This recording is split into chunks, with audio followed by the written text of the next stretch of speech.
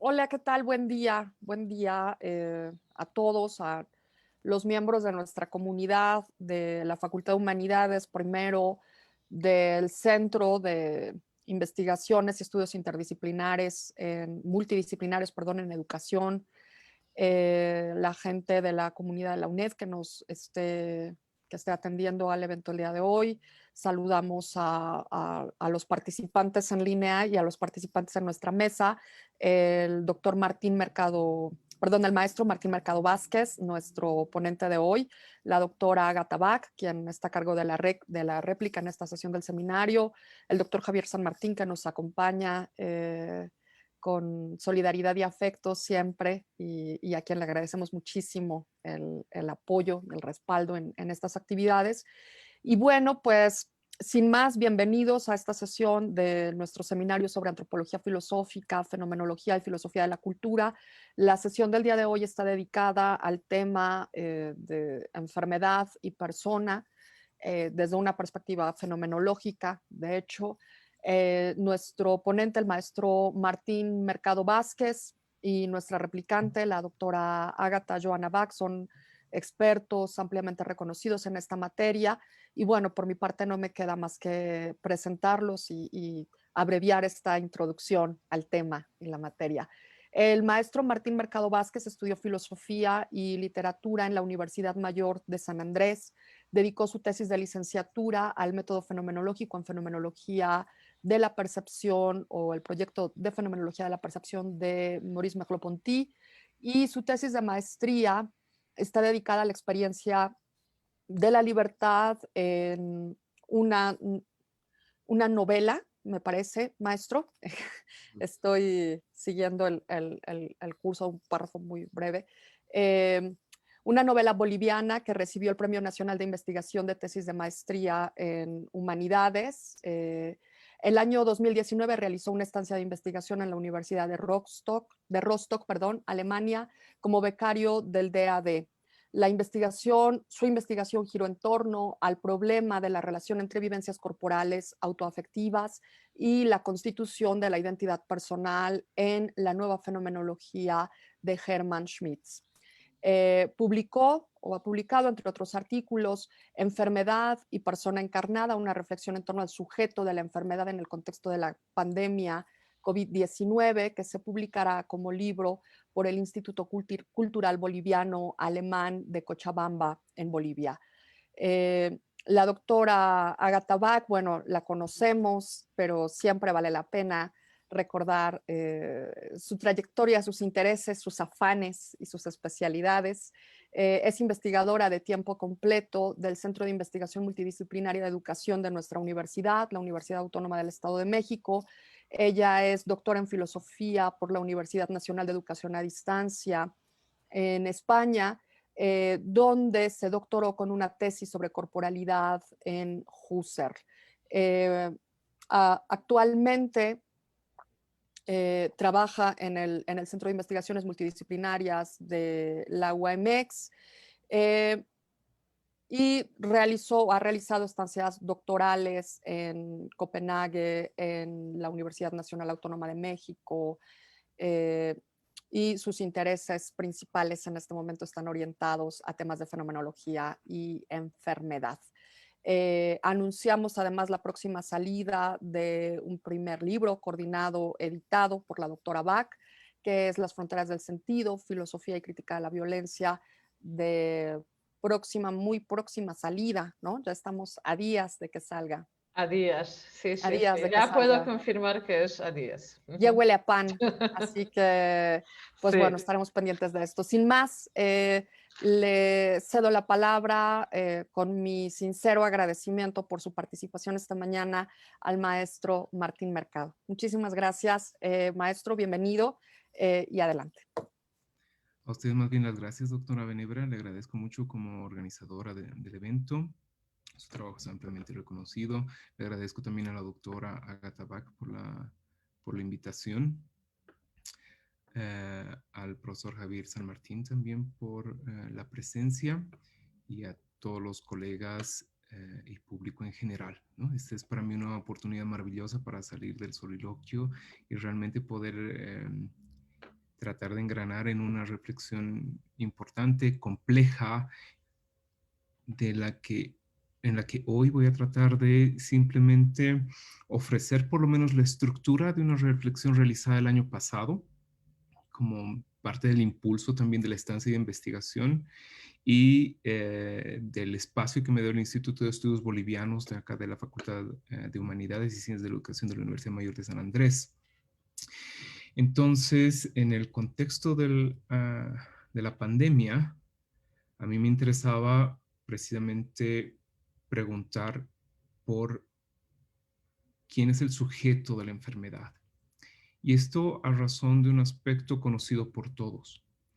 Los discursos imperantes en torno a la pandemia han tenido dos grandes representantes. Y esos dos grandes representantes me gustaría mencionarlos el día de hoy en la primera parte de mi exposición desde un punto de vista, podría decir, crítico, distanciándome de ellos porque me parece que representan dos posturas reductivistas sobre la enfermedad. En este sentido, me interesará mencionar brevemente, por lo menos, esta concepción de enfermedad según el naturalismo, después la concepción de enfermedad según el constructivismo, para resaltar cómo es que bajo estas dos perspectivas se pierde de vista la pregunta sobre el sujeto de la enfermedad. Y de hecho, lo que estas dos posturas van a tener en común es rechazar, sino por lo menos dejar en segundo plano la importancia de la vivencia subjetiva de la enfermedad para los estudios de los estados morbosos. En la segunda parte de mi exposición me voy a concentrar en algunos apuntes modestos, por cierto, sobre una fenomenología de la enfermedad centrada en la persona. Toda mi intervención y lo que después se podrá ver en el pequeño libro que se irá a publicar gracias al IGBA, será precisamente esta petición de oír al sujeto de la enfermedad y concebir al sujeto de la enfermedad no solamente como un cuerpo, sino como una persona encarnada, me gustaría decirlo así. En este sentido, voy a, en la segunda parte, hacer mención a las características de lo que vengo a denominar como una percepción encarnada y preguntar sobre la dimensión de la normalidad y anormalidad de nuestra relación con los otros y el mundo. Para eso voy a destacar tres características importantes de este tipo de percepción que nos da la base de una normalidad. Esa es la afección, el carácter atmosférico de las percepciones y finalmente su carácter resonante. El siguiente paso, que para mí es uno de los más complejos, es tratar de articular esa dimensión perceptiva o carnal o autoafectiva, atmosférica y resonante, con la dimensión personal. Y esta situación personal la voy a caracterizar en esta ocasión a partir de la noción de narración e intersubjetividad. Finalmente, trataré de sintetizar mi propuesta para abrir al diálogo. Entonces, sin más vueltas, comienzo con el primer punto, si me lo permiten. La primera concepción es la del naturalismo. Las concepciones naturalistas o biomédicas, como también se las conocen, son las a las que nosotros hemos podido tener un acceso casi cotidiano gracias a los informes televisivos, gracias a los reportes médicos y gracias también a las experiencias personales. Y dado que esta conferencia también está abierta a un público amplio, no voy a entrar en demasiados detalles, pero sí voy a tratar de caracterizar por lo menos esta postura. Es común notar que en estas perspectivas del naturalismo, de la concepción biomédica, la enfermedad siempre aparece como un desequilibrio, como un problema en el funcionamiento de un organismo. Esto naturalmente es un tipo de conocimiento desarrollado por lo menos de manera fuerte desde el siglo XVII y que cobra sus puntos más importantes de desarrollo bajo la idea de una medicina científica en los siglos XVIII y XIX, donde la normalidad de un organismo, la capacidad de desarrollarse, de tener fuerza vital y demás, se interrumpe o se rompe bien por deficiencias dentro del organismo o por su falta de adaptación a un medio por lo demás también natural. Entonces es fácil comprender que estas relaciones están explicadas en términos causales y que las respuestas a la enfermedad para tratar, por lo tanto, de restablecer el término de normalidad en un organismo vienen por dos grandes vías. Uno, tratar de sacar al organismo del entorno que le causa la enfermedad.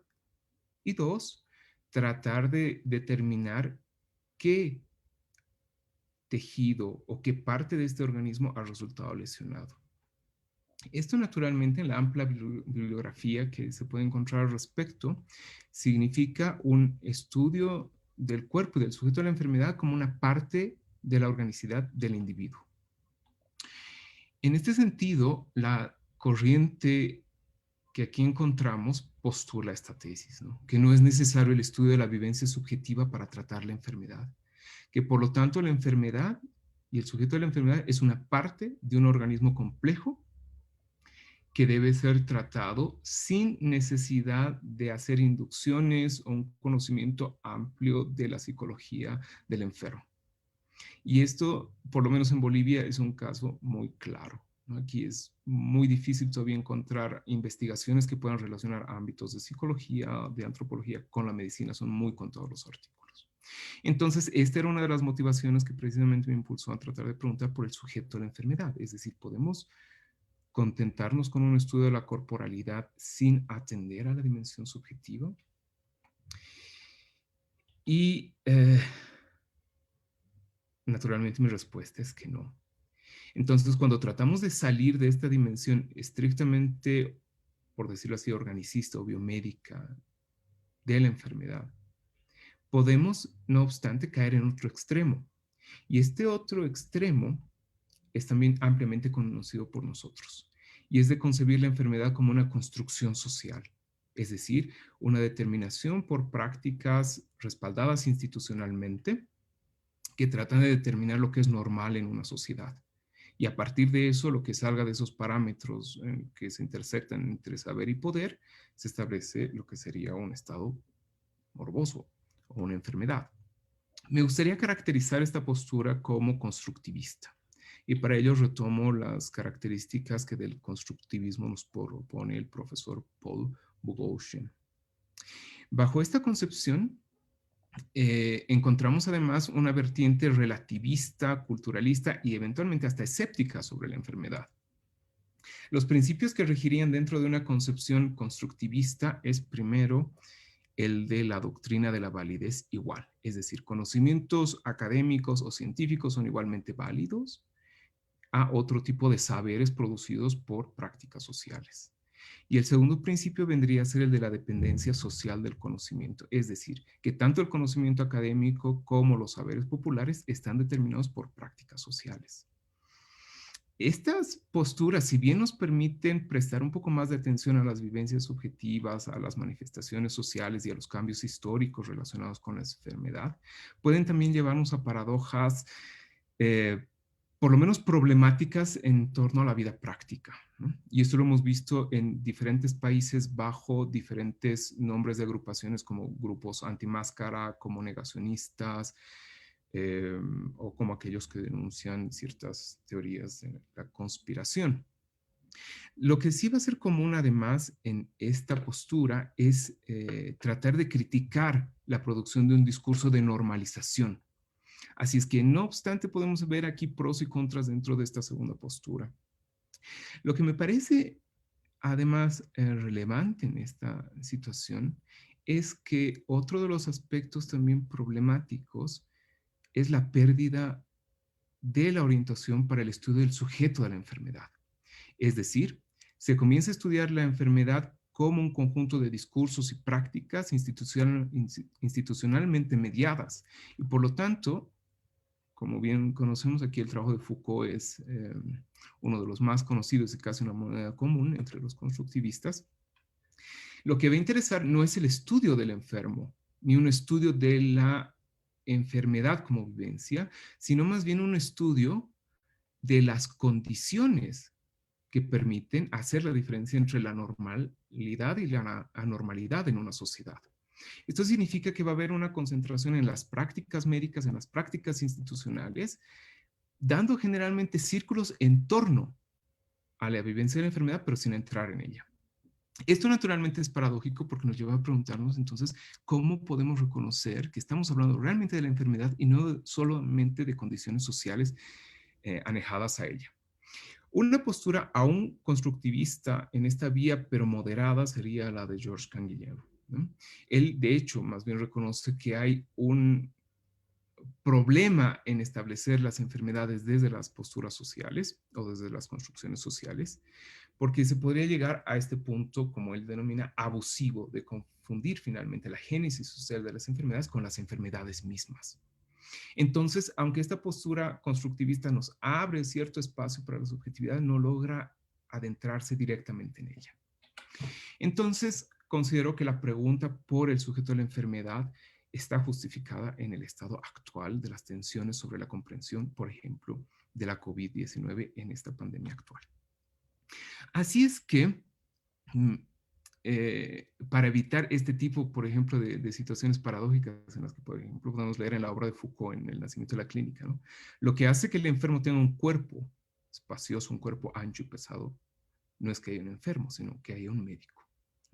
Entonces, para tratar de salir un poco de la mirada del médico y volver a la experiencia del enfermo, me parece importante precisamente preguntar por esta noción de normalidad, es decir, de dónde proviene la noción de enfermedad. Sabemos que hay nociones de enfermedad estadísticas, como regularidades, edad, peso y demás.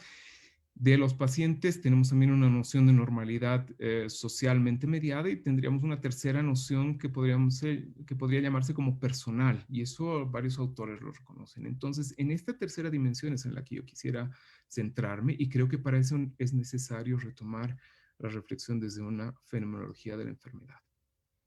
El trabajo naturalmente no es nuevo, hay varias elaboraciones previas desde la misma obra de Husserl, desde la obra de Heidegger, y es muy famosa las referencias de los seminarios de Solicón, por ejemplo, o también a trabajos mucho más recientes como los de los profesores Zahedi, Gallagher, Thomas Fuchs, Karel, entre otros, o inclusive de la misma profesora Agatha Bach, que el día de hoy nos acompaña. Entonces, a mí lo que me interesa es mencionar dentro de esta fenomenología de la enfermedad dos posibles entradas para comprender la noción de normalidad. Lo primero va a ser esta noción de percepción carnal, con sus tres dimensiones ya mencionadas: afectiva, atmosférica y de resonancia. Y luego vamos a ver cómo esta situación podría no alterarse en torno a la situación personal. Pasemos entonces al primer punto de esta segunda parte. Me gustaría para eso traer una cita de Husserl, ¿no? En el que dice: la constitución normal es aquella que constituye la primera razón. Permítanme, aquí tengo un problemita con esto.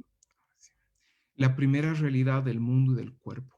Aquella que tiene que estar constituida para que puedan constituirse las transmutaciones perceptivas, precisamente como, ¿no? Aquí nos está hablando de una modalidad de la vivencia, transmutaciones, como inclusión de circunstancias de experiencias anómalas, tomando en cuenta la realidad de nivel superior como las nuevas relaciones de dependencia. Fin de cita, ¿no? Esta es una cita que corresponde al segundo tomo de Ideas. Ahora, la pregunta que nos ocupa es naturalmente en qué consiste esta normalidad que se pierde en la experiencia de la enfermedad. Eso es lo que nos interesa aclarar. Bien, pasemos. Considero, y esta es la tesis en torno a la que gira mi intervención y del libro que pronto verá la luz, es que el sujeto de la enfermedad debería pensarse a partir de la complejidad de la persona.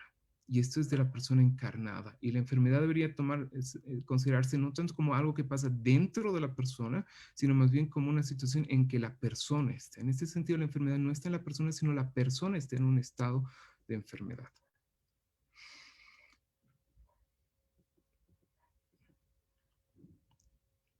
Cuando la vivencia de anormalidad, es decir, cuando comienza a haber una alteración en la relación de la persona y el mundo, es cuando las molestias pueden tornarse en una modificación que a tal punto, en estas transmutaciones de las que hablaba Husserl, comienza a notarse una inquietud que deriva en un estado morboso. Y es lo que ahora nos interesa precisamente aclarar.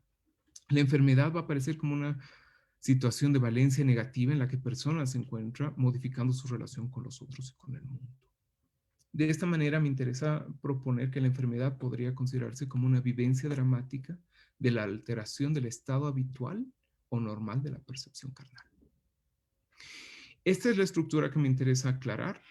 Las modificaciones pueden darse en estos tres niveles, finalmente, en el nivel de la percepción carnal, de la situación personal y de la intersubjetividad. Veamos cómo se puede comprender este esquema. Bien. La existencia de una persona implica naturalmente una relación establecida con el mundo, y la enfermedad se presenta en primer lugar como una molestia. Ese es, creo, el primer indicador para una situación de enfermedad. Esto significa una modificación en lo que en términos de Husserl vendría a ser la protosensibilidad. Pero ¿qué significa específicamente esto? Significa, en primer lugar, tratar de comprender la dimensión afectiva, y por eso retomo el término carnal. Hay tres dimensiones que me gustaría ahora señalar. El de las ubiestesias, que son las que marcan un primer nivel, por ejemplo, de nuestra relación con el mundo. Es decir, esta capacidad que tiene el cuerpo de tocar, pero al mismo tiempo ser tocado. Esto significa, por lo tanto, una capacidad de conciencia prereflexiva de la manera en que nuestro cuerpo, nuestra corporalidad se mueve con el mundo. Piensen en la manera en que uno carga, ¿no? Aquí está la foto de un tipo de trabajo común acá en Bolivia, que es el de la parapita o del kepiri, ¿no? Es una persona que trabaja cargando.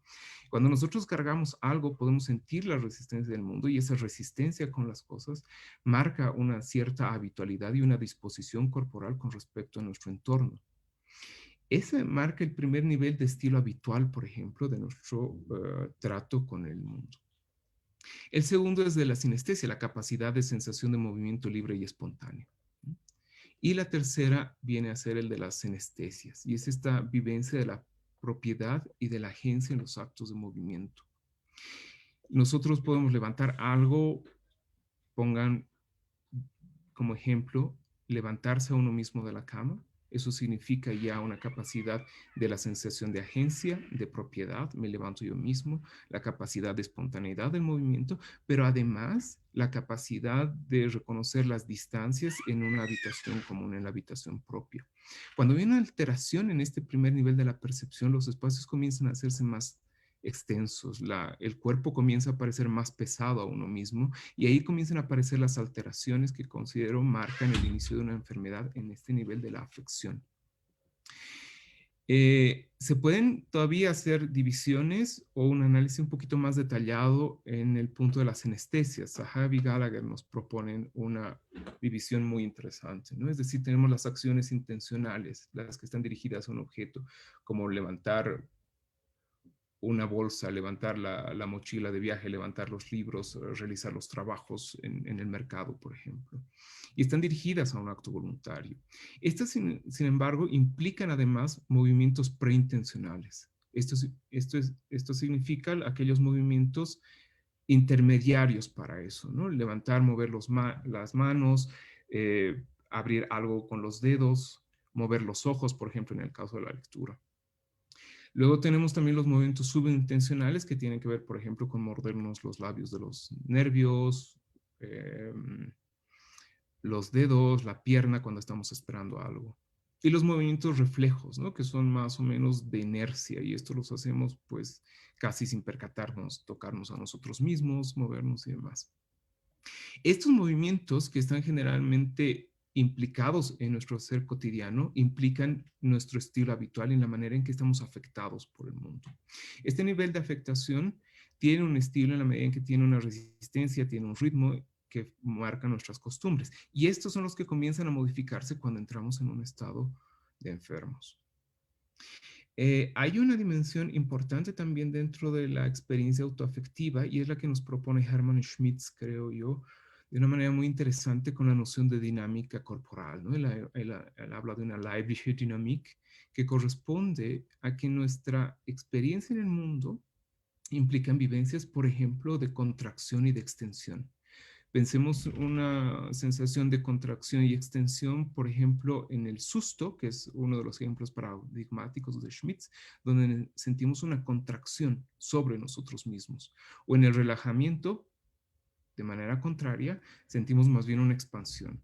Esta contracción y expansión están además mediadas por relaciones de hinchazón o tensión o amplitud. Lo mismo se da, por ejemplo, al toser o al estornudar. Y esto implica una variación en el ritmo en que nosotros ya tenemos un estilo habitual de la corporalidad en el mundo.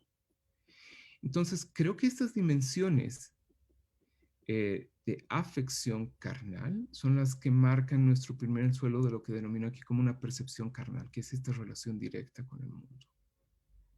Esto es algo que Husserl precisamente va a caracterizar como una pasividad con la que el sujeto se relaciona con el mundo. Es este protohaber, ¿no? Un conocimiento básico de la normalidad y del entorno. Y este es el primer nivel básico de la normalidad que una persona puede comenzar a reconocer como si cambia o como si se mantiene para comenzar a establecer si está o no entrando en un periodo de enfermedad. Esta doxa fundamental es con la que tenemos trato cotidianamente y con la que siempre nos estamos preguntando cómo vamos y cómo nos va en el mundo. A esta capacidad de relación afectiva con el mundo se la conoce también en otros términos como Leibliches Selbst.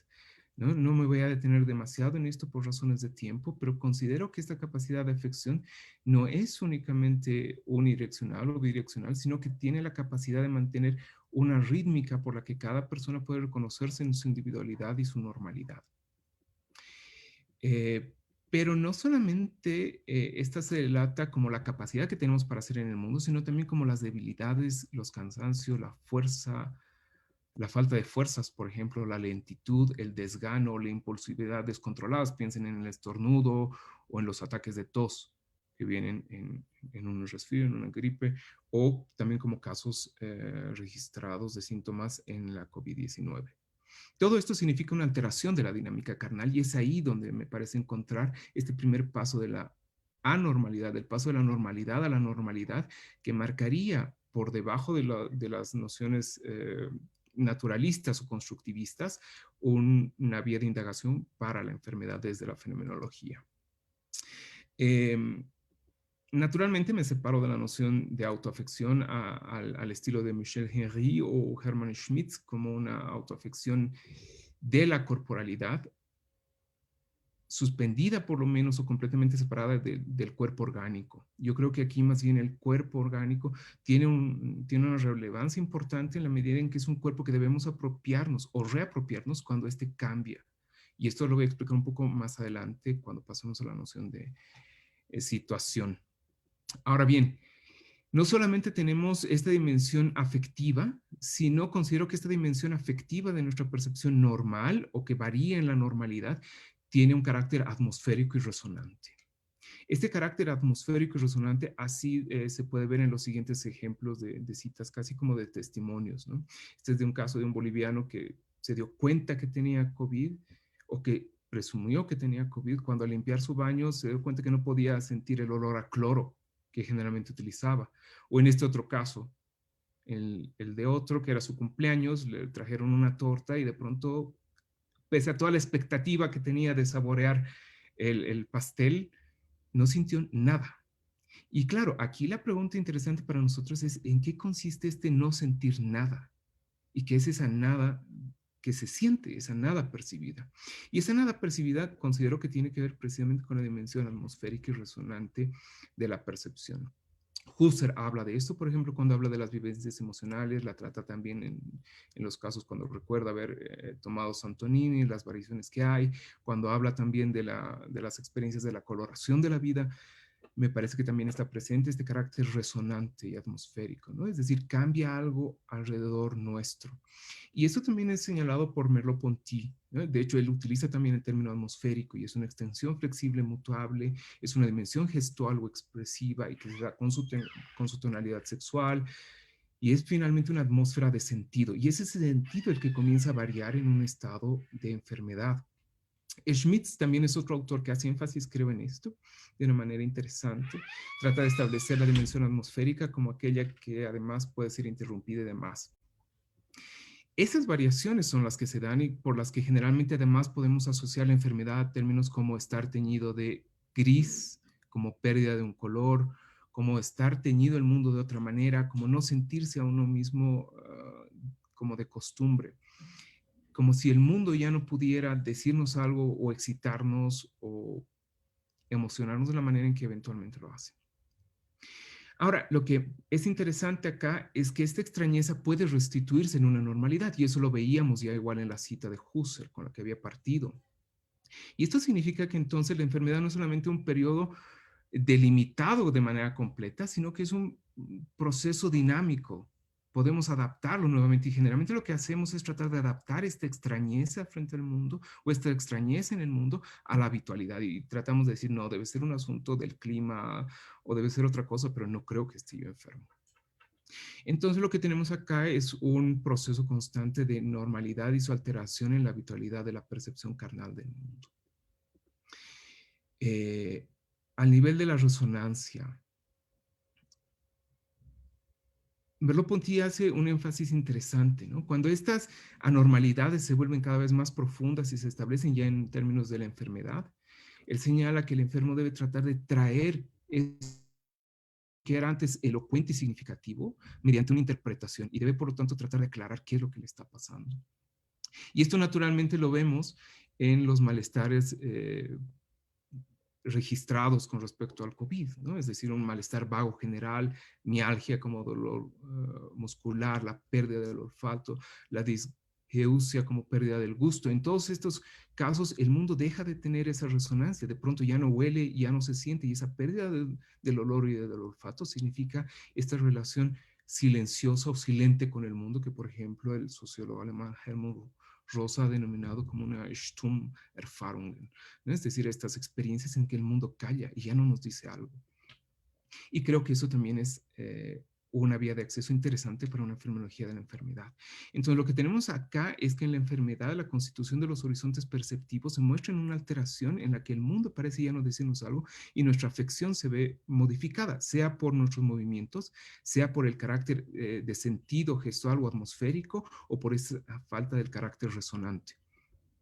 O por exceso también podría darse, ¿no? Pienses en el tinnitus o en el exceso del brillo de la luz, ¿no? En la fotosensibilidad.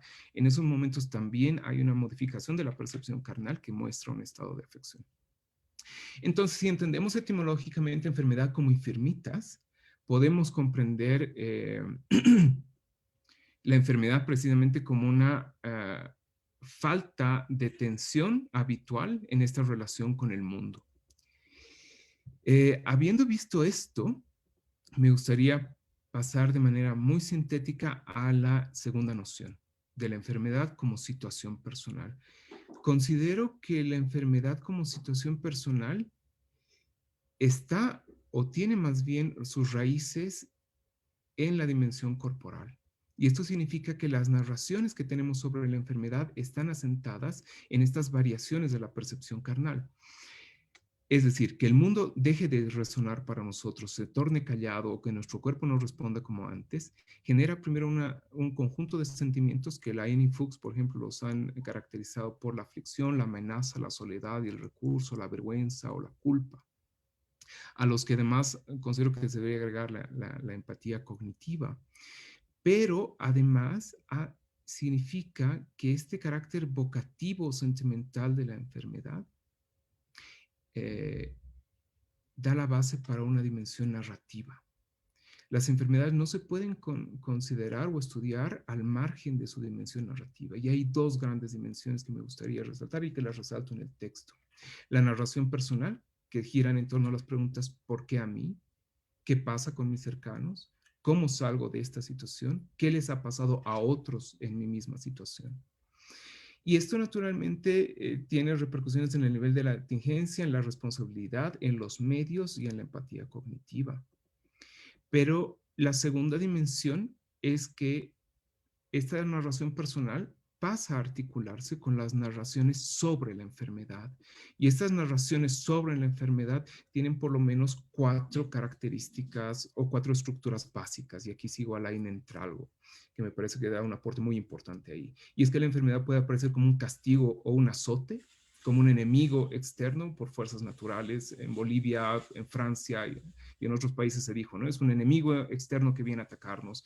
Puede ser también producto del azar, una necesidad en los justos también enferman, puede ser un reto que debe resolverse por magia o por técnica, o puede ser una prueba que nos lleva hacia el aprendizaje.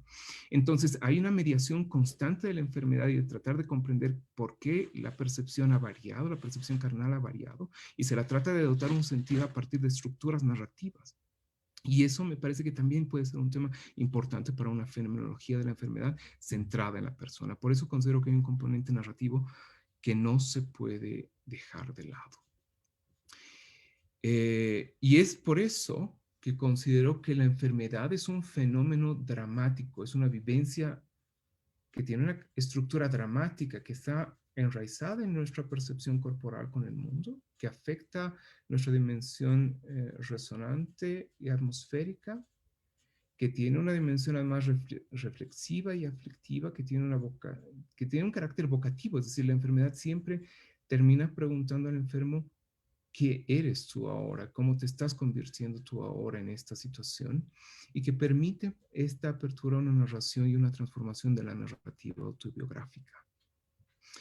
Las tres dimensiones importantes que creo que a nivel de la intersubjetividad resultan además afectadas son las siguientes, ¿no? A nivel de la afectividad se da un extrañamiento, a nivel de la sensación atmosférica de relación con los otros se da esta tensión entre el sentimiento de soledad, la necesidad de compañía y finalmente el estudio de los posibles medios para sobrepasar la enfermedad.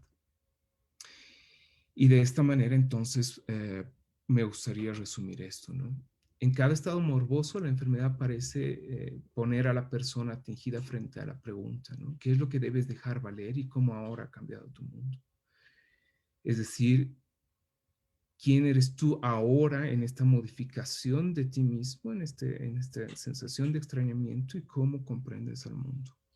Por ello considero que la enfermedad es un fenómeno dramático de la alteración de la percepción carnal que tiene una repercusión clara en la estructura de la narrativa autobiográfica.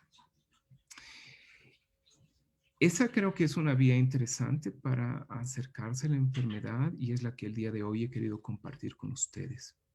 Espero haber podido señalar con cierta claridad los puntos centrales que me interesan y que naturalmente en el texto los detallo con mayor cuidado. Me quedo abierto a sus preguntas y comentarios. Y desde ya muchas gracias.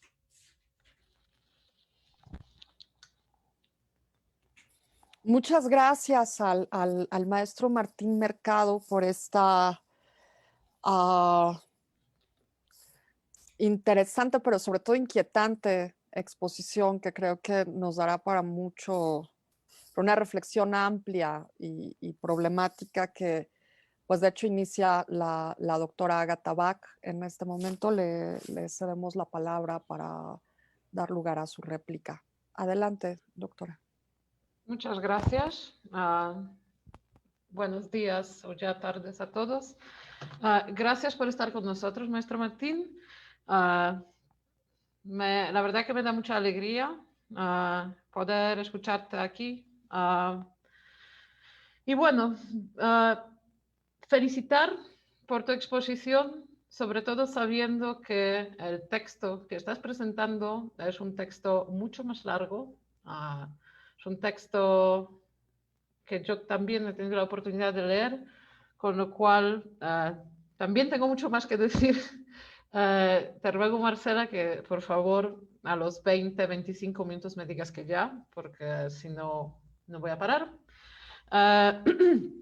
Y quisiera destacar que yo me encuentro en una situación de mucha afinidad, digamos, reflexiva con maestro Martín. Estuve viendo cosas que me preocupan ahora mismo también de cara a los análisis de la enfermedad. Voy a compartir solo algunas y escogeré un hilo de todo lo que sintetiza ahí. Y lo estructuraré en 3 puntos que espero que me dé tiempo a esclarecer. Alguno relacionado estrictamente con la interpretación fenomenológica, es decir, del análisis que el maestro Martín hace de la enfermedad, y otros 2 relacionados con, y también de cara al diálogo, relacionados con el sentido de esta investigación. Es decir, ¿para qué se hace una fenomenología de la enfermedad? ¿Qué significa una fenomenología de la enfermedad? ¿tiene sentido que la fenomenología de enfermedad entre en diálogo con otras disciplinas? Y si es así, ¿por qué? Etcétera. Es decir, abriré el panorama de sus investigaciones de la mejor forma posible para que podamos tener también un diálogo interesante. Bien, comienza la ponencia. Agatha, Sí, perdón, solo si pudieras enderezar un poco la pantalla, es que por lo menos de mi lado se ve solo un tercio y es raro. es que es tema de mi ordenador que, como sabes, tiene algunos problemas ya. Sí, Así que, así está perfecto. Solo una cuestión de vale, comodidad. pues Mil gracias. voy a sentarme así, más derecha. Muy bien, pues lo que quisiera destacar en el comienzo, en la parte del distanciamiento de posiciones reductivistas, sobre todo cuando se habla del naturalismo, a muchos les parece casi una irresponsabilidad el cuestionar la ciencia, entre comillas, ¿vale? Porque tenemos una investigación clínica que es muy robusta, que tiene criterios muy claros y que podría parecer casi un sacrilegio intentar cuestionarlo.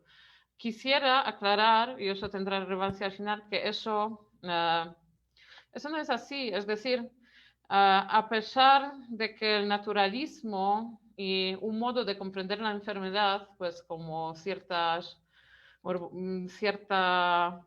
incapacidades, ciertos síntomas, etcétera, está muy extendida, el naturalismo, como acertadamente señala Martín, tiene problemas epistemológicos a nivel filosófico ya, uno relacionado con la normalidad, como se mencionaba, pero otro mucho más interesante relacionado con la definición misma de la salud y enfermedad. Es decir, si la enfermedad es manifestación de un síntoma, la salud, ¿qué será? La carencia de síntomas. Entonces, definimos la salud negativamente en relación con la enfermedad. ¿Cuál es el estado, digamos, principal ahí?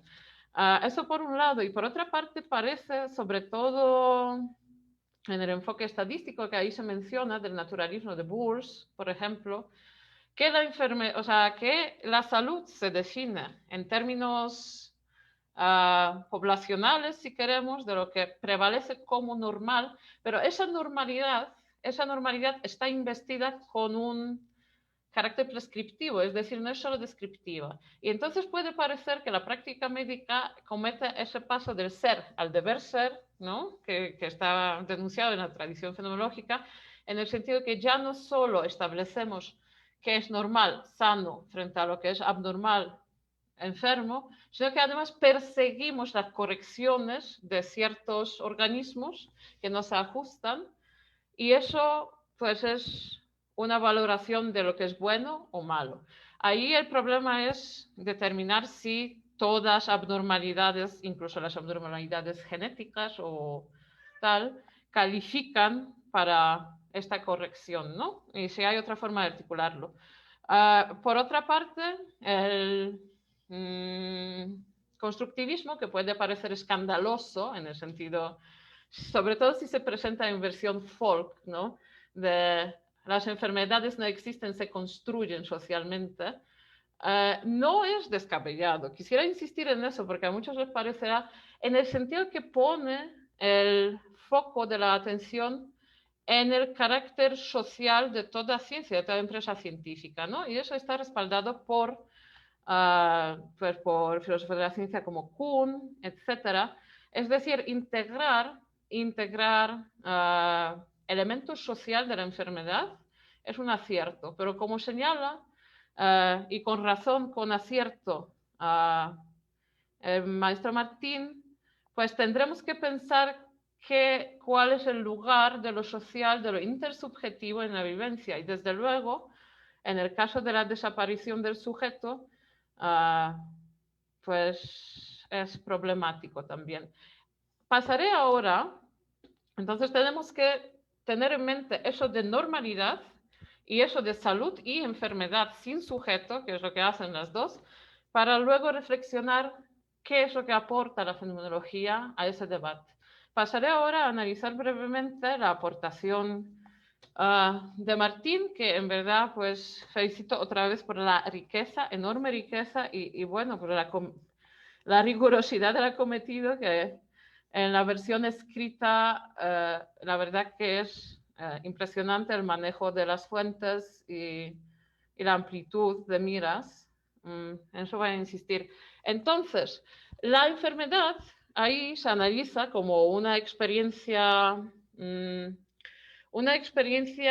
anormal se analiza a un doble nivel y se trata de ofrecer un nexo al final. En un primer lugar, pues tenemos esa enfermedad como alteración de la normalidad de nuestra relación con el mundo a nivel reflexivo, a nivel carnal, de percepción carnal, donde pues está muy bien determinar no solo componentes, digamos, pues tóxicos si quisiéramos, sino también afectivos. Y me gustó especialmente lo de atmósfera y resonancia, que es una amplitud, una ampliación respecto de lo que normalmente en estudios sobre fenomenología de la enfermedad se analiza, al menos los que yo leí, que también puede estar sesgada. Pero y el segundo momento es enfermedad como una situación, es un nivel de ya un ego personal contemplado no solo a su nivel anímico, sino pues como un ser anímico espiritual, ¿no? Según la fenomenología de Husserl. Y ahí se presenta pues como una situación anómala también de la que tenemos que hacer sentido de encontrarnos. Bien, aquí yo tenía un par de sugerencias. Lo que quisiera destacar especialmente es lo que en la ponencia de Martín aparece en una de las diapositivas de esas que donde se detalla el recuadro, creo que de Schmitz decías, ¿no? De la rítmica de... A ver, lo que pasa en la enfermedad es que nosotros concebimos el mundo con un cierto estilo normal. Es un curso normal de experiencia. Es decir, en mi vida prereflexiva, yo percibo, me deleito, vivo de una cierta manera. Lo que pasa en la enfermedad, tal y como tradicionalmente se describe, es que irrumpe algo ajeno a mi estilo habitual, de alguna forma contrario a él, que me impide, sea por dolor, sea por la fatiga, ahí hay muchos ejemplos que podríamos ver, que me impide el desarrollo libre de mis actividades anteriores y además, y en esto me interesaba enormemente esa diapositiva, además me cuestiona en la agencia y la propiedad de mi propio cuerpo. Es decir, cuando yo caigo enfermo, lo que está pasando es que ya no puedo. Yo no puedo moverme, siento una fatiga y lo que antes me era accesible, lo que yo antes podía hacer, ahora ya no lo puedo hacer. Y también me cuestiono de, ¿soy yo la que está haciendo esas cosas? ¿Me pasa de mí? ¿Es algo voluntario, involuntario, etcétera? Es decir, creo que es un acierto concebir que la ruptura de la normalidad se efectúa a muchos niveles y tanto en relación con el mundo exterior como con mi propio cuerpo. Eso quisiera rescatarlo y tal vez sería interesante que profundizáramos en el debate sobre ello. Pero bien, al dividir de forma tan que yo sé que es por orden expositivo, pero al dividir entre lo prereflexivo y el nivel personal propiamente, la enfermedad como anomalía y enfermedad como situación, yo quisiera preguntar por el nexo propiamente que existe entre ellos, ¿no? Porque parece que ciertas cosas como la narrativa sobre la enfermedad ocurren a ese nivel personal ya robusto, constituido.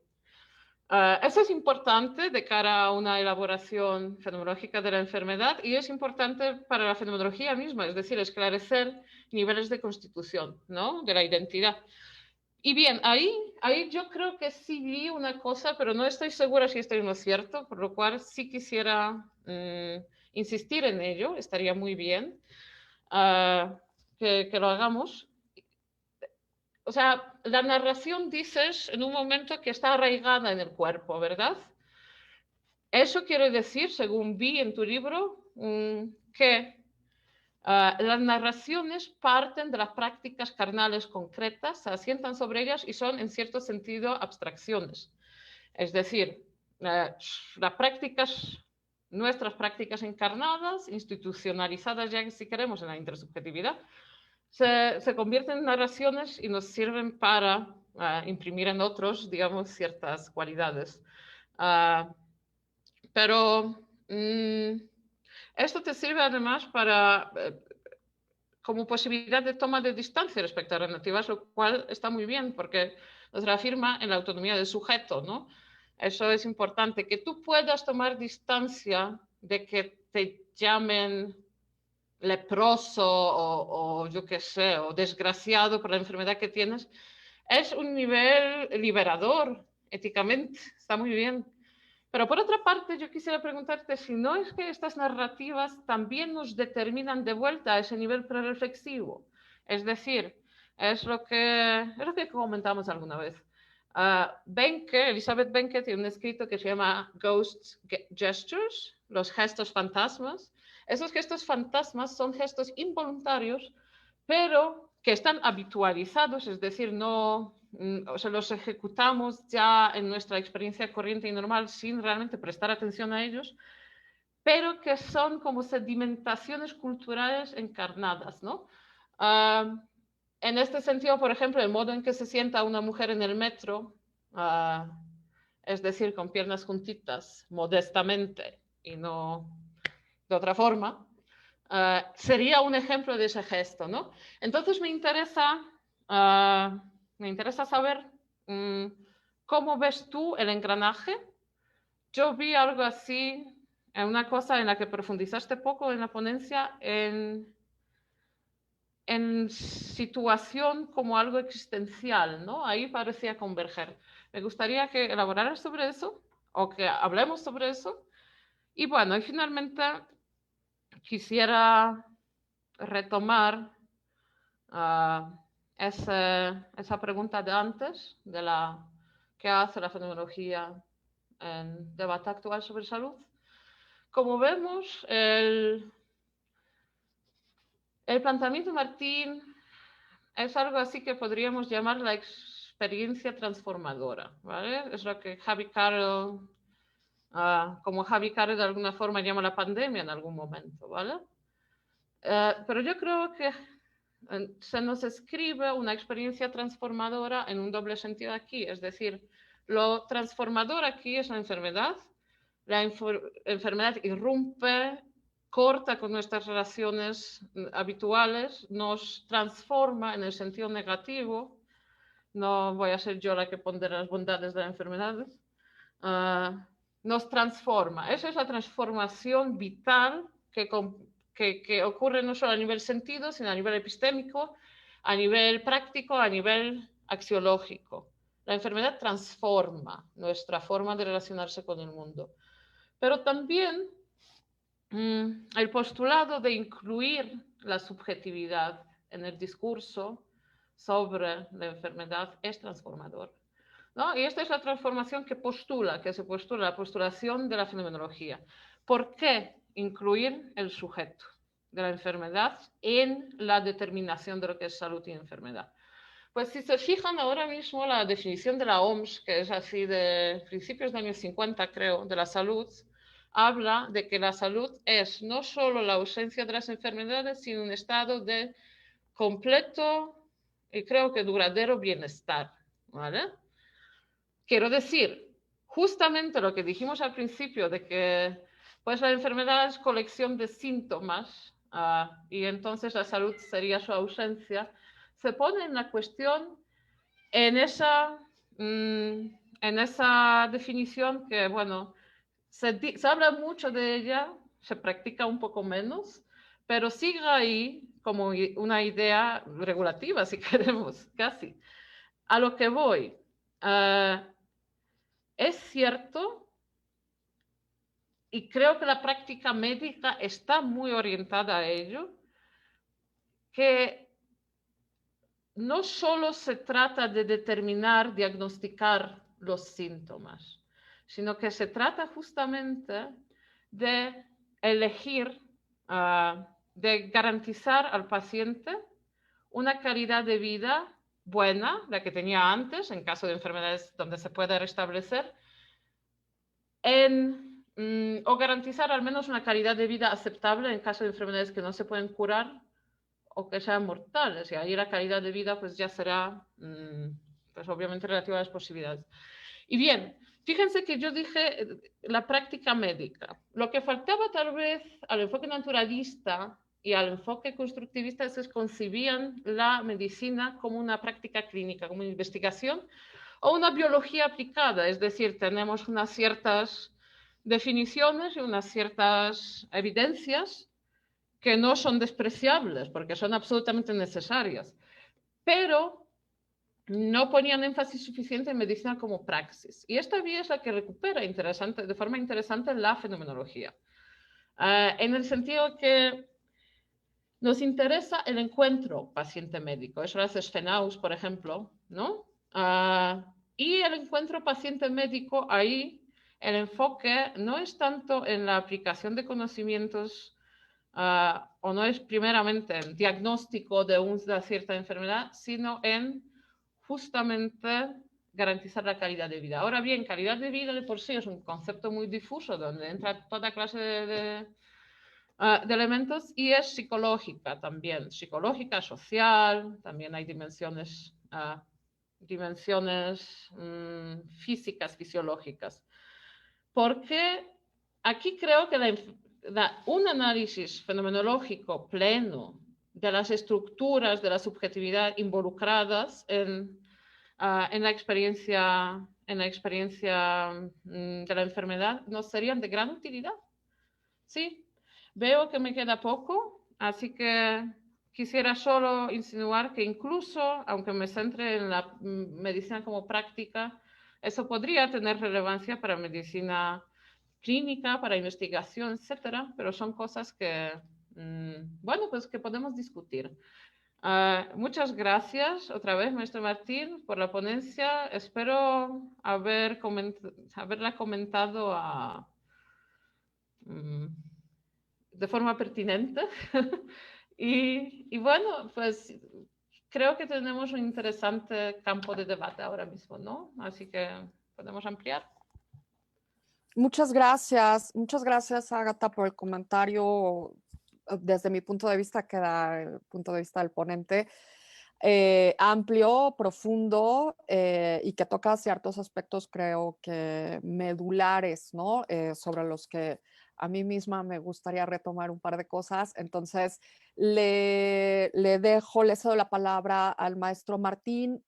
Calculamos más o menos unos 7-10 minutos para la contrarréplica y tener así oportunidad de abrir el foro a las preguntas y comentarios de la comunidad que está participando en la sala y que está siguiendo el evento en redes, ¿no? Adelante, maestro. Muchas gracias. Solo decir que disculpen, si alguien tiene pregunta, podría levantar la mano y así establecer. Claro. Bien. Gracias, perdón. Bien, en primer lugar, y si me lo permiten directamente, Martín, por favor. Dos, les agradezco también por la paciencia. Estoy consciente de que eso entra dentro de los 7 minutos. Estaba tremando casi mientras exponía. Y no puedo negar, finalmente eso es parte también del contenido de la exposición, porque mi manera de temblar en las exposiciones, ¿no? Ese nerviosismo que eventualmente nos acompaña en los grandes eventos, en los eventos significativos, forman parte de esta percepción básica que a mí me interesaba tratar de destacar y que por lo menos dentro de la literatura de los estudios de la enfermedad en mi país no he encontrado. Es decir, este texto que actualmente tiene ya como 97 o 100 páginas, comenzó a ser como unos apuntes que tomé el año pasado y un artículo y un pequeño debate con el grupo de psicólogos de La Paz acá en Bolivia sobre la enfermedad.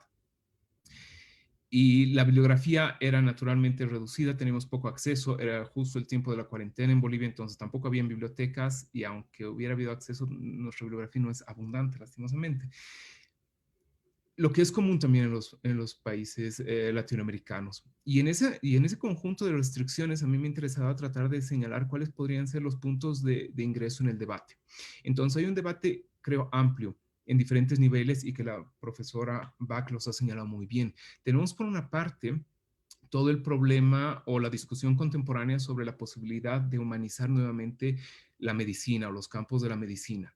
Entonces la pregunta naturalmente no es cómo le quitamos ese carácter científico o árido a los médicos, que finalmente es una expresión de toda la rigurosidad eh, sedimentada por siglos de trabajo, sino la pregunta es cómo lograr que en esa sistematicidad no se produzcan falencias mínimas como lo que se ha denunciado bajo el término de injusticia epistémica, es decir, que los reportes en primera persona no queden completamente evadidos.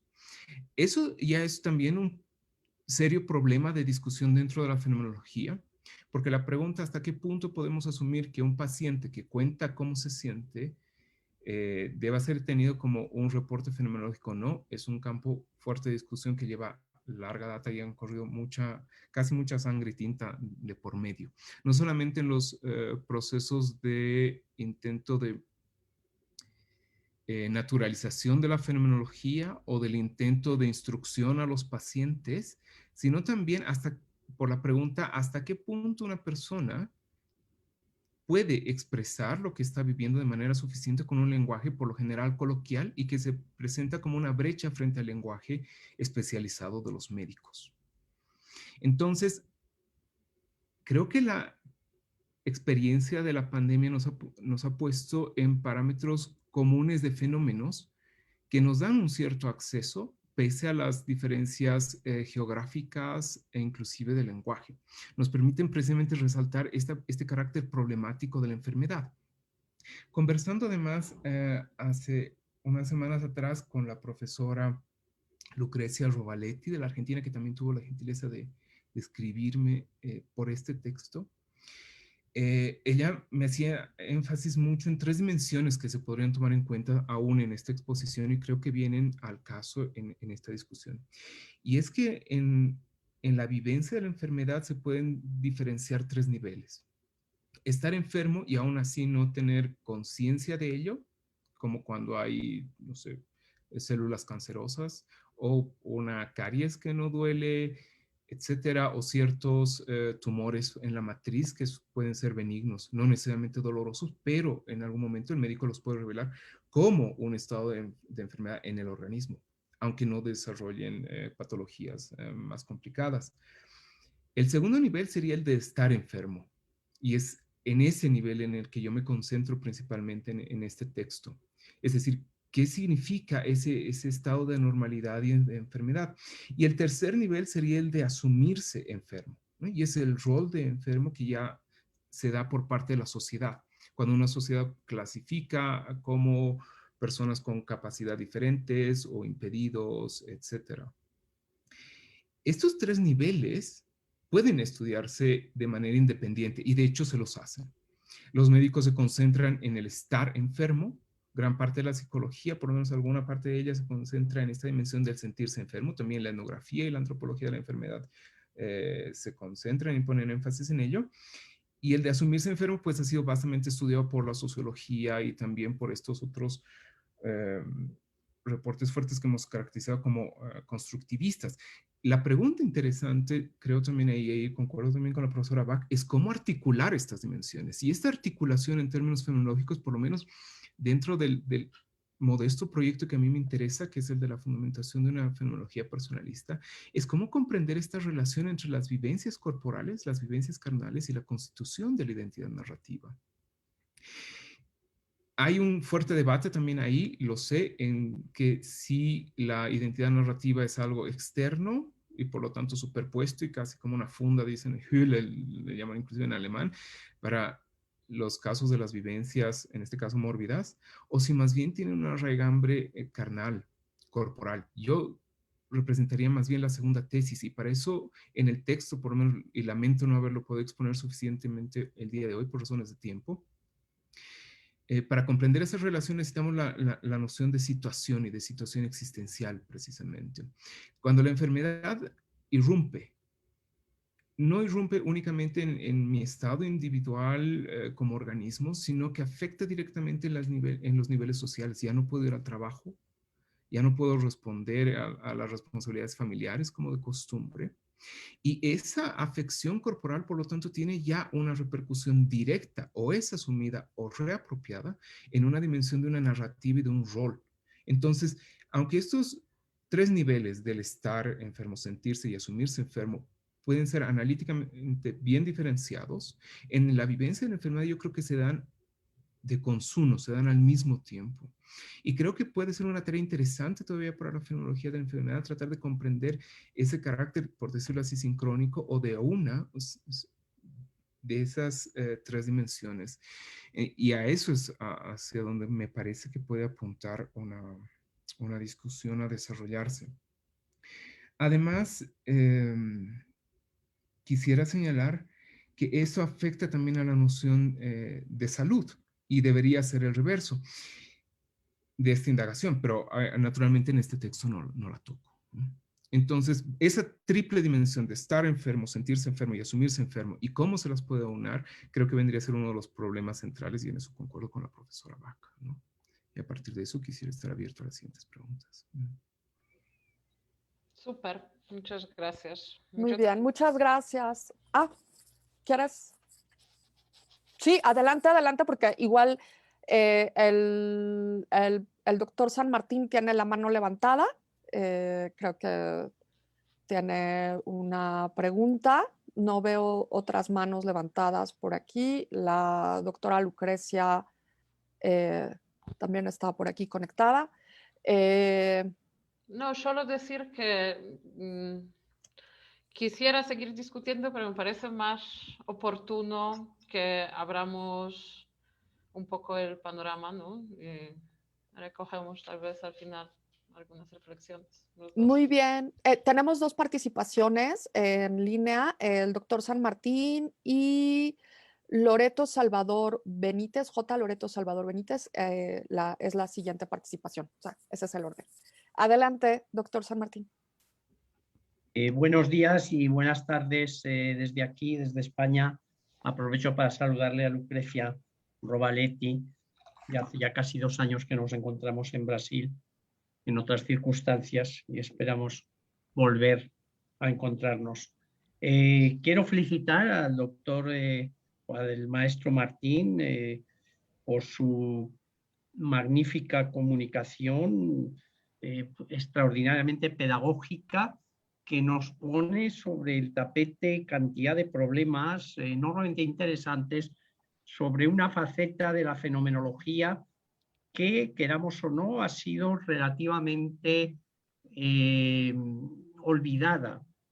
No porque no estuviera en las fuentes mismas de la fenomenología, hay que pensar toda la trayectoria que arranca de Kurt Goldstein y la psicología de la forma con sus deformaciones, lo que eso ha contribuido a la propia fenomenología a través de Merleau-Ponty fundamentalmente, ¿no? Porque es la enfermedad, las lesiones cerebrales las que le ayudaron a Kurt Goldstein y a través de él a Help y luego a Merleau-Ponty a determinar lo que era la conducta normal y el comportamiento normal a partir del comportamiento anormal.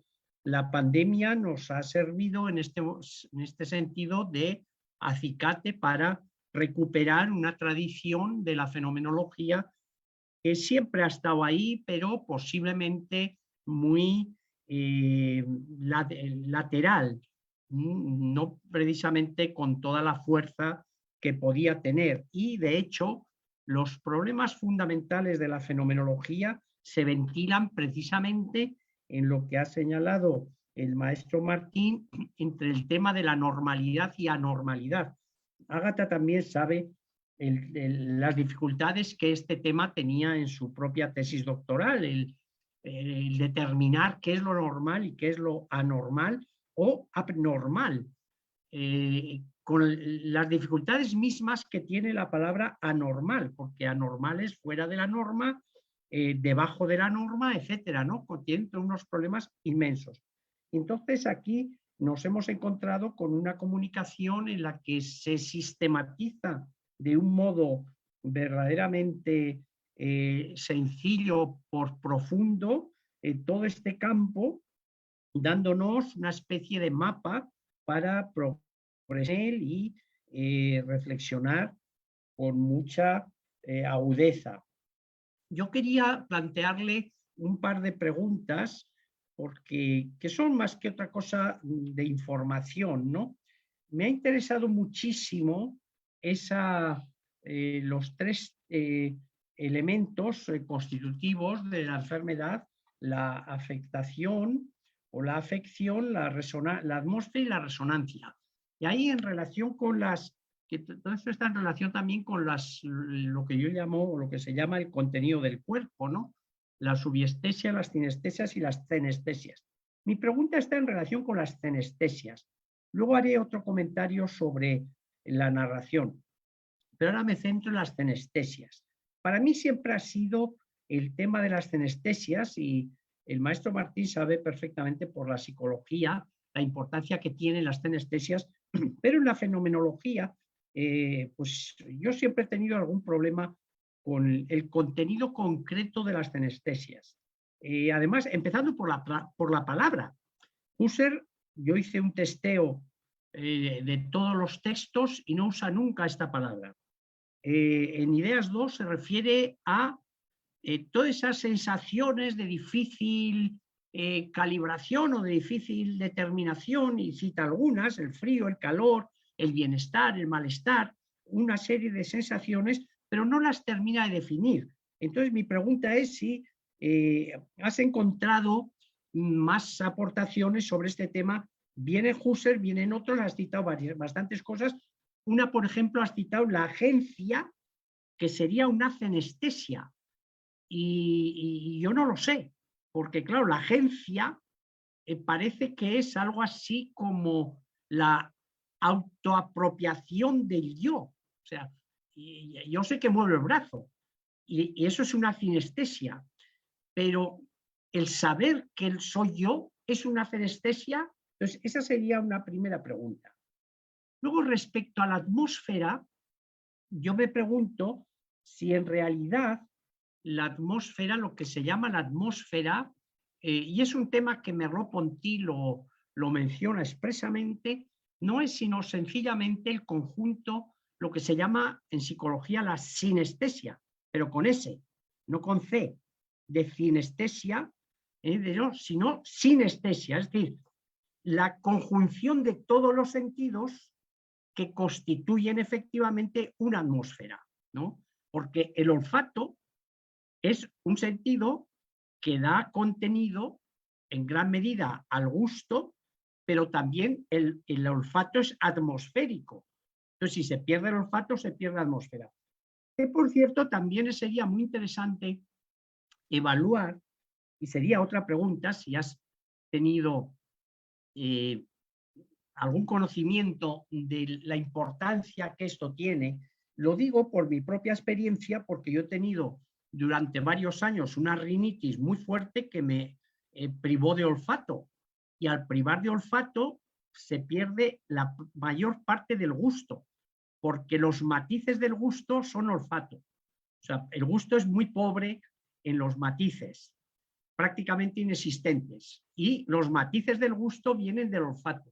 Entonces, yo he tenido esa experiencia y puedo decir que, bueno, pues tampoco fue realmente grave, más que el no poder degustar ni buenos vinos ni buenos quesos. El resto de cosas apenas tiene importancia. Y cuando lo recuperé eso, pero noto que la diferencia no es tan fuerte. Lo que pasa que seguramente en la vida animal, para un perro perder olfato sería dramático. Para un humano, un poquito menos. Claro, para un chef de cocina, por supuesto, pero tengamos en cuenta que Beethoven también perdió el oído y pudo componer música sin oído. Entonces son matices de la relación de los sentidos con la experiencia. Y en tercer lugar, quería hacer alguna consideración sobre la narración, y que me ha parecido muy interesante, porque la narración siempre está en la vida humana, pero yo aquí me gustaría reivindicar, aparte de felicitarte por haber recuperado a Alain Entralgo, que es un autor que escasamente es citado en España prácticamente por nadie. O sea, de los poquísimos que lo citamos, somos algunos. Yo lo cito siempre porque entré a la fenomenología, a Ortega a través de Alain Entralgo, de las dificultades que Alain Entralgo, del comentario que Alain Entralgo hace a las objeciones de Ortega a Husserl. Pues bien, mi comentario es que precisamente la narración, la biografía, es el elemento fundamental que Ortega pone para comprender la vida humana, porque la vida humana, y esto Pepe Lazaga lo ha trabajado mucho, es vida ejecutiva y vida biográfica. Y la vida biográfica está continuamente siendo hecha continuamente, pero la vida biográfica fundamentalmente es a partir de los proyectos y de la ejecución que hacemos de esos proyectos, que es justamente lo que se interrumpe con la enfermedad. La enfermedad interrumpe el proyecto fundamental, que es no el proyecto fundamental de vida, sino el proyecto fundamental con que estamos haciendo nuestra vida. Y nos dedicamos a un nuevo proyecto que es restaurar la vida, la salud, ¿no? Entonces te preguntaría si desde lo que Ortega llama la biografía, el yo biográfico, no podíamos tener alguna penetración un poquito más amplia a la narratividad o a la cuestión narrativa. Bueno, eran pequeñas preguntas que si tienes la amabilidad de contestar, pues te lo agradecería. Muchas gracias. Muchas gracias al doctor San Martín por las pertinentes preguntas que dan oportunidad para ampliar en temas especialmente relevantes. Si está de acuerdo el maestro Martín, podríamos dar un lugarcito a la otra mano levantada que tenemos y así reunimos todas las preguntas y les damos salida juntas. Si te parece bien. ¿Ok? Con todo gusto, porque no tengo con mucho detalle las preguntas del profesor San Martín, que son todos problemas filosóficos que necesitarían mucho, pero sí. Claro. Muy bien. Había otra mano levantada de Salvador Loreto, me parece. No sé si quiera intervenir ahora. ¿Tengo que hacer algo yo, activar un audio o algo así? Ah, A ver, gracias. Ya me escuchan, ¿verdad? Ya. sí. Muy amable. Pues también me sumo a las opiniones que han dado en este momento para la argumentación que nos presenta el maestro Mercado Vázquez. No tengo una pregunta en concreto, más bien algunas reflexiones para abonar a este diálogo que se está abriendo, que me parece muy constructivo, muy pertinente. Y que coloca justamente a la fenomenología y yo diría también a la metafísica en una cuestión pues muy vigente, muy oportuna, no es una cuestión exclusiva, digamos, de la filosofía y que necesariamente se tenga que recurrir a ella en los anaqueles, en las obras de grandes autores, sino que la vida aquí ahora la coloca nuevamente en contexto. Y quiero destacar algunas ideas justamente que han comentado. Por ejemplo, esto último que del doctor Javier San Martín, cuando alude a los sentidos y a la noción de la percepción carnal, efectivamente esos sentidos permiten al ser humano tender ese puente con una realidad eminentemente material, fisicalista, y en esa relación, digamos que no hay vuelta de hoja desde ese punto de vista naturalista, y eso dota justamente de sentido y yo diría también de orientación a la existencia humana. Es lo que nos permite, digamos, asentar los pies en la tierra y compartir este espacio y lugar, justamente el aquí y ahora, con ustedes y con la temporalidad llamada siglo XXI. Destaco otra idea también de la doctora Ágata respecto a lo involuntario, y esto me llevó, por supuesto, a pensar inmediatamente a Riquet, porque ocurre justamente que el virus que denota la enfermedad, la pandemia, pues es un acto eminentemente para el sujeto involuntario. El sujeto se ve trastocado por una situación externa y él a ese respecto no tiene ninguna situación más que afrontarlo. Y esto me lleva justamente a la cuestión del encuentro. Ese encuentro, efectivamente, como lo comenta el maestro Mercado, pues es paciente-médico, pero me parece que aquí también ese encuentro es del sujeto, en tanto que ser humano, con el patógeno. Es un encuentro literalmente de vida o muerte. Es un encuentro así, vida y muerte, de ese sujeto que asume una conciencia de sí respecto a su entorno que se ha vuelto problemático. Y esto nos lleva también a plantear la idea de un desencuentro. ¿Qué nos ha permitido el desencuentro? Pues cuestionar la idea de normalidad e identificar una normalidad, una modernidad, si queremos, una cultura de la ilusión. Vivimos en una ilusión social que nos han vendido como la vida moderna, digamos, y ahí vamos, hasta que emerge desde el punto de vista naturista, emerge un patógeno y trastoca la existencia del ser humano. Eso es lo que me interesaría destacar justamente porque ese estar enfermo me parece que también se puede plantear como el ser enfermo. El ser humano se asume como tal porque precisamente empieza a identificar en su propia corporeidad una alteración. También médicamente, pues asumimos que ese orden, esa estabilidad, esa vigencia justamente de la percepción, lo identificamos con otro término médico eminentemente que es la homeostasis. Solamente el ser humano, no dudo que en el ámbito de los animales no lo identifiquen, sin duda el animal también percibe cuando algo está ocurriendo en su cuerpo y tiene respuestas hacia ello. Me ha parecido dramático en el caso de algunos animales que cuando perciben el fin de su vida de manera inminente, van y buscan el espacio más recóndito para esperar la muerte. Y así ocurre con algunos animales. En breve, el ser enfermo me parece también que nos lleva a recuperar, pues, lo que decía al inicio, la fenomenología pareciera que es una cuestión exclusiva de la filosofía, pero me parece que este acontecimiento la pone justamente en una actualidad e insistiría como la propia metafísica. Y estoy pensando justamente en Aristóteles, en la clasificación que hace de la metafísica, en tanto que ontología, ahí tendríamos justamente toda la reflexión respecto al ser, y a la teología. Esto es respecto a la idea de Dios. La persona enferma se pregunta, como bien lo comenta el maestro Mercado, se cuestiona por qué a él, qué le ocurre, qué hizo o dejó de hacer que padece la enfermedad. Pero por otro lado, si bien es un individuo el que tiene esa experiencia profunda, es una conciencia, es cierto, pero impacta a su vez al conjunto inmediato, al grupo que es su familia, la comunidad. Y ahí me parece interesante la idea justamente de la subjetividad, pero que se torna una inter y transsubjetividad.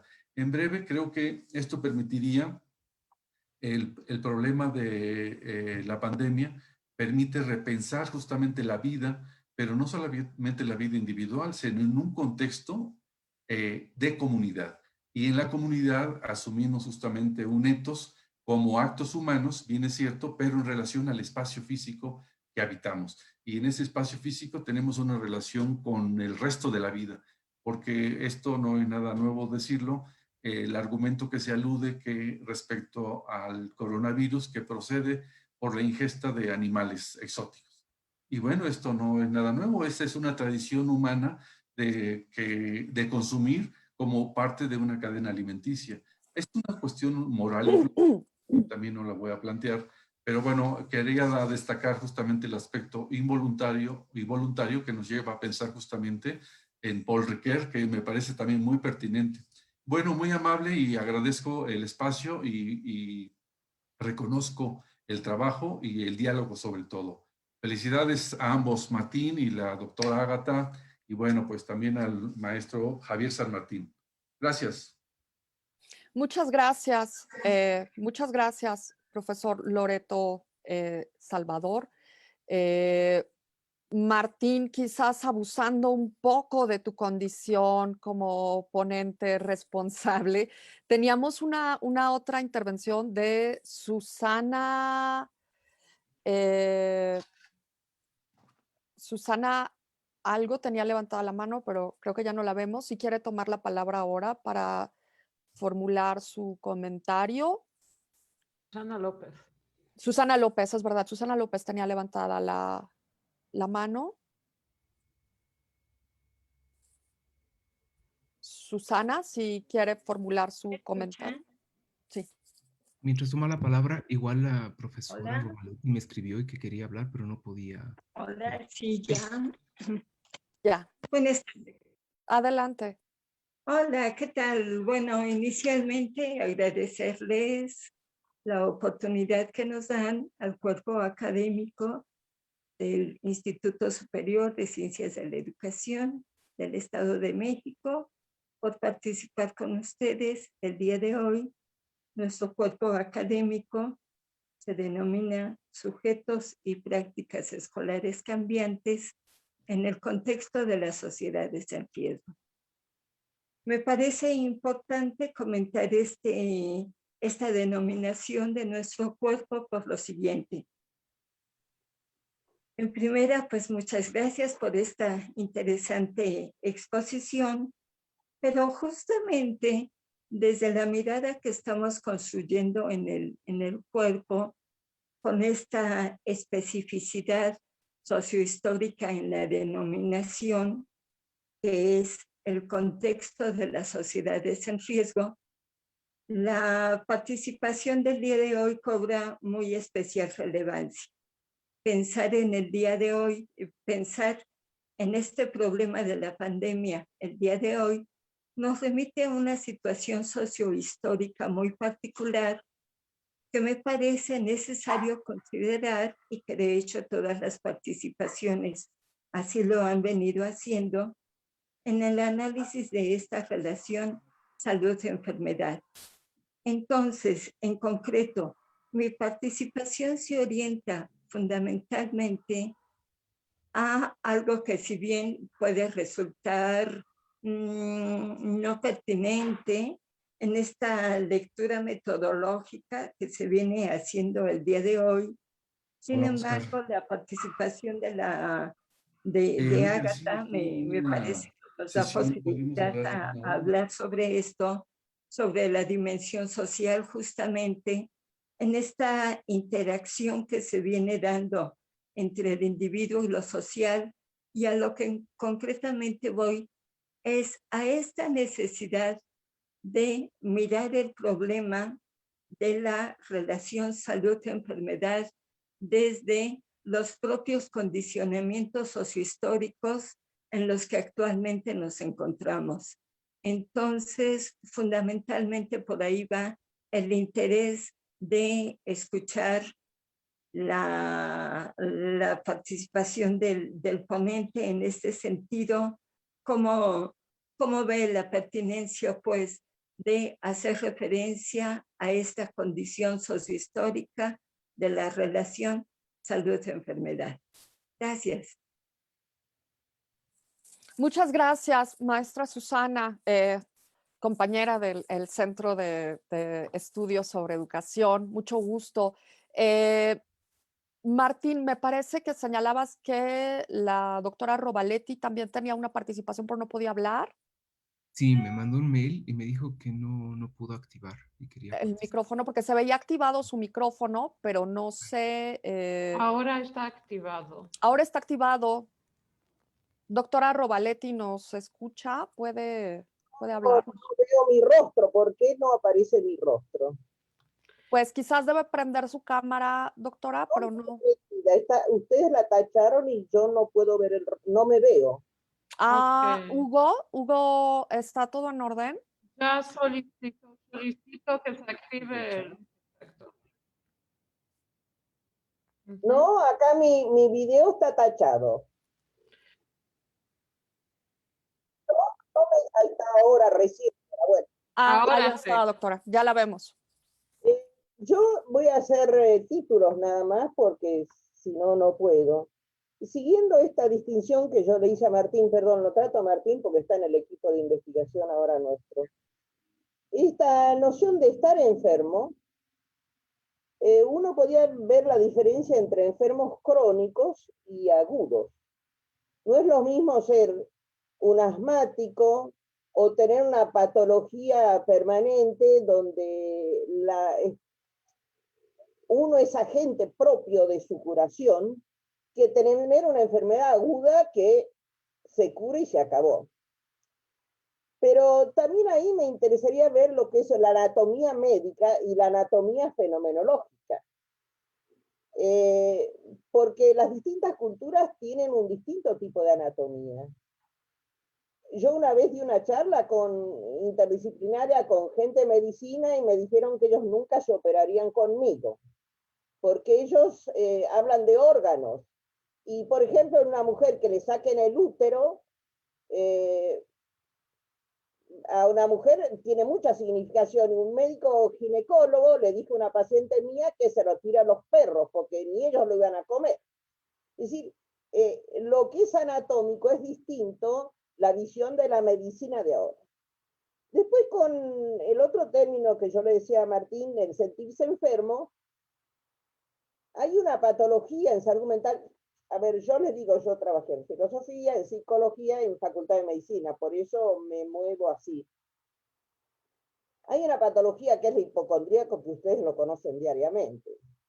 Y es una situación muy difícil para poder seguir con estos pacientes. De hecho, pueden mejorar, pero son incurables con las quejas. Y entonces siempre se sienten enfermos y no están enfermos. Y si están enfermos de algo, de eso no se quejan. Entonces habría que analizar qué es un hipocondríaco para entender. Después, respecto a la tercera distinción que yo le decía a Martín del rol institucional, es también el rol político. Hoy hay políticas sanitarias, pero antes la noción de medicina laboral surge cuando empiezan las fábricas, porque tenían que organizar para que los enfermos rápidamente vuelvan a trabajar. Pero hay pacientes que no pueden darse el lujo de estar enfermos porque le quitan el premio del presentismo. Entonces yo no me puedo sentir enfermo, y sé de un caso de una maestra que se murió porque no era un lujo sentirse enfermo. Por otro lado, me parece que habría que ver la dimensión actual de cómo se manejan las ciencias médicas. Hoy hay una distinción entre medicina basada en pruebas, en evidencia, y la medicina basada en valores. Han trabajado mucho en la escuela de Oxford, digamos, y es bastante importante, y nosotros en el área de salud mental es muy importante, porque basada en valores implica todo lo intercultural, todo el trato especial en el médico y paciente. Y ahí nosotros lo tratamos el otro día en la última clase del seminario, esa noción de pacto de confianza que aparece en Riquet, porque ¿cuál es el trato con un paciente? ¿Cómo alguien que no se conoce con el otro acaba entregándole no su vida, pero lo que le pasa? ¿Y cómo puedo confiar en el otro? ¿Cómo me fío yo del otro si es alguien desconocido? Y acá también tendría uno que empezar a decir, ¿qué pasa con la comunicación hoy en día? Los pacientes en general van a internet y cuando van al médico ya tienen alguna idea de un diagnóstico. Entonces, los pacientes tienen una construcción social de la enfermedad que tiene que confrontarse con la construcción profesional de la enfermedad. Antes decían que era una construcción profana y nadie daba importancia, pero los estudios de antropología de inicios del siglo XIX y sociología médica obligaron a la medicina a pensar que no es un ignorante el que trae una concepción de la enfermedad, sino que es lo que él ha ido construyendo, y que no pueden dejar de lado eso, porque si no, no van a ningún lugar. Un médico es un fracaso si aparece así. Y finalmente, es importante hoy en día la lectura bioética de la medicina. Es decir, la ética aplicada aparece en todas las ciencias. Por eso a veces yo no hablo de bioética porque hay una ética aplicada en todas las áreas. Pero el cambio que ha hecho la bioética hoy en día, la diferencia entre un paternalismo y una relación democrática entre paciente y enfermo, como habla Diego Gracia, nos hace cambiar un poco cómo tratamos a los pacientes. Y por último, lo que aparece por los cuidados paliativos. Antes la medicina era curativa, después pasó a ser preventiva. Hay una medicina del deseo y del poder, toda la parte de cirugía plástica, que ahora hay todo un problema con el transhumanismo, porque ya no es de curación, mejoramiento, ahora es una transformación del hombre. Y finalmente los cuidados paliativos. Cuando no se puede curar, se puede paliar. Y ahí con el tema de los cuidados paliativos es una situación muy especial, porque de ahí aparece el tema de hasta qué punto y hasta cuándo yo curo y hasta cuándo el cuidado paliativo, y ahí aparece el tema de la muerte digna. Entonces, esas son urgencias que hoy en el campo de la medicina la tenemos que tocar. Y a mí que me ha tocado trabajar en esos ámbitos distintos, a mí cuando yo voy a gente de pura filosofía me encuentro como con una barrera, que ponen comillas, sacan comillas, especialmente la gente de fenología, y vuelven a poner la comilla y sacan la comilla cuando leen. Una cosa es que lea un libro con la comilla, otra cosa que esté en una conferencia hablando y sacando comillas, perdónenme, es una crítica que hago a mis colegas, y tratar de entender que la fenología se enriquece estando en los demás campos. Y entonces hay como una relación de reversión. Todo lo que ha hecho la psicopatología fenomenológica tendrían que ponérselo a pensar toda la gente de fenomenología. Porque aquello que vislumbró la filosofía desde el punto de vista teórico, lo vemos encarnado y en la realidad en el mundo de la salud mental. Cuando uno ve el tema de la patología psiquiátrica, uno puede entender mucho más muchas cosas. Por ejemplo, cómo aparecen los delirios, qué implican los delirios, por qué yo medico a un psicótico, cuál es la problemática hipocondríaca del modo de vivir la enfermedad. ¿Qué pasa con la histeria? Acuérdense ustedes lo que era histeria, que le hacían estudio y era un problema de represión por un problema social. Entonces, me parece que si nosotros los de filosofía nos salimos a otro lugar, va a permitir entender. Lo mismo les digo a la gente de medicina. Hay que empezar a estudiar un poquito de filosofía y no quedarse en una medicina del tipo de modelo de Harvard, que es una medicina basada en pruebas, una medicina anatómica y fisiológica que se acabó. Bueno, nada más. Muchísimas gracias, doctora, por sus puntualizaciones, y siempre es un gusto saludarla. Ahora sí, no hay más en la fila. Maestro Mercado, adelante. Abusamos un poco de su confianza, sumándole todo, pero creo que todo con gran interés. Adelante, por favor. Soy tan flexible como apasionado en estas circunstancias, y yo más bien me siento honrado por las preguntas y por todos los comentarios. Les agradezco en primer lugar. Me gustaría tal vez retomarlos a partir de algunos problemas fundamentales que en orden, pero también tal vez en estructura lógica, ya nos presentaba el profesor San Martín. Me gustaría comenzar por ahí. Y retomo la segunda pregunta que él planteó, ¿no? Esta relación entre sinestesia y la calidad o el carácter atmosférico. Es verdad, ahí el profesor tiene toda la razón. Cuando Merleau-Ponty habla del carácter atmosférico de la percepción, está también aludiendo a un carácter sinestésico. No lo mencioné, fue error mío, pero es verdad. En esta relación conjunta es donde se ve la gestualidad. Ahora bien, el mismo profesor señalaba que perder el olfato para muchos de nosotros probablemente no sería tan terrible, pero que lo pierda un chef es donde comienzan a ver los problemas. Y es ahí precisamente donde la dimensión narrativa comienza a aparecer y donde la misma concepción de persona se va volviendo problemática. a mí lo que me interesa centralmente en toda esta discusión es que la indagación de la fenomenología de la enfermedad nos permite plantear de una manera compleja, con cables a tierra, como diría la profesora Rovaletti, a partir de la experiencia misma, la pregunta por ser persona. Y es que viéndolo desde el otro lado, podríamos también preguntarnos si los animales, por ejemplo, pueden enfermar. Y si podríamos hablar en sentido estricto de enfermedades animales. ¿O es que la enfermedad es un tipo de fenómeno que acontece en la dimensión personal? Si la enfermedad acontece estrictamente en la dimensión personal, ¿cómo comprender que gran parte de lo que se denominan como síntomas o procesos morbosos se dan en un nivel prepersonal o prereflexivo? ¿Y cuál es esta relación entre el nivel prepersonal y el nivel personal?